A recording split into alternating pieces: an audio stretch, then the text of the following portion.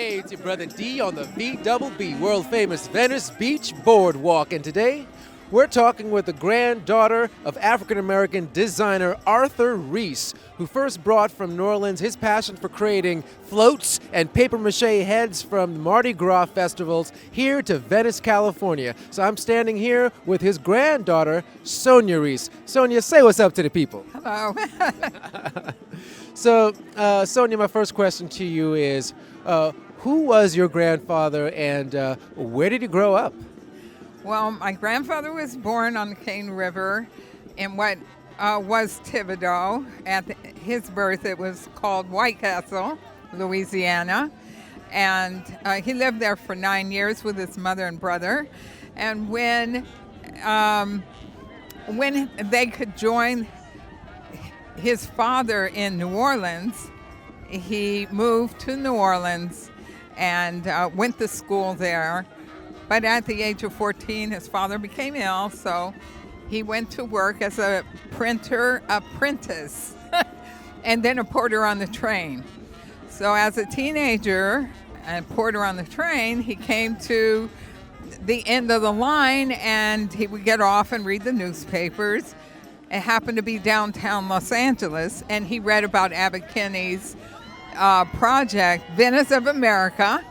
Arthur Reese had been hired as a janitor. He had many men under him to decorate, and Abbott Kinney bought decorations, and Arthur Reese volunteered to hang these decorations. In the beginning, they needed gondolas to start the concession, and Arthur Reese volunteered to design and build the first gondolas. So he built the first gondolas. Ah, okay. Because people don't know that the gondolas were in Africa 500 years before Christ.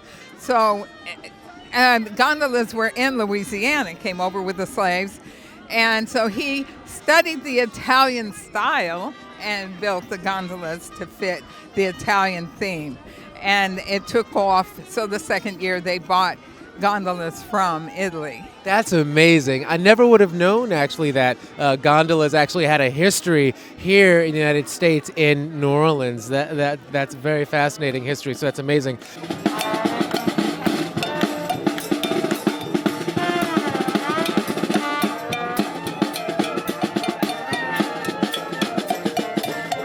Can I ask you a question? What was your grandfather's views on race and culture in terms of how he was raised? How did that influence how he thought of those things? Well, he was coming from Louisiana, he was used to working with all kinds of people. Arthur was used to fostering the best of all people. And in the household, he would celebrate everyone's holiday.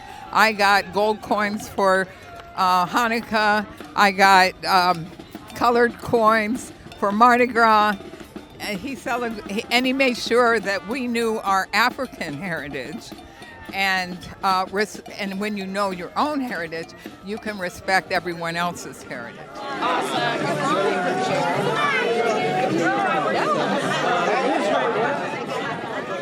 From what I know, your grandfather also and his cousin Irving Tabor were some of the first African Americans living here in Venice. How do you think it was for them at that time?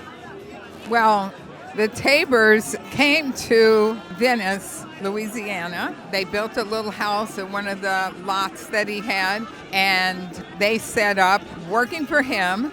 That little house didn't cause too much trouble, but when Arthur Reese in 1915 built his California bungalow, there was a big backlash, and the Ku Klux Klan came out and had a big rally across the street. Oh wow, really? Oh my gosh, how did he react to the KKK being there? Arthur was used to adversity in Louisiana. In 1920 was the height of lynching in America, so 1915 wasn't. It was very similar. There was a lot of lynching in Louisiana. they had become Masons and Knights of Pythagus and all of those organizations to avoid being annihilated by racism. So he just soldiered on.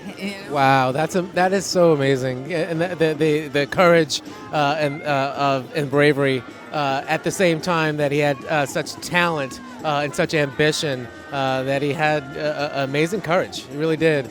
My last question to you is, the annual Venice Mardi Gras continues to go on, and I wanted to ask you, how do you think your grandfather would feel knowing that the tradition that he started back in 1935 with the very first Venice Mardi Gras still continues in some form and fashion today? I think he would be very proud, and he was proud of his heritage. He would take trips back to Louisiana. I think he would be very proud. He was always very concerned about protecting the community and having events to foster the community. Those decorations made Venice a vacation destination, and it was famous the world over. And he helped start the first Baptist Church of Venice, which became another center for community activism.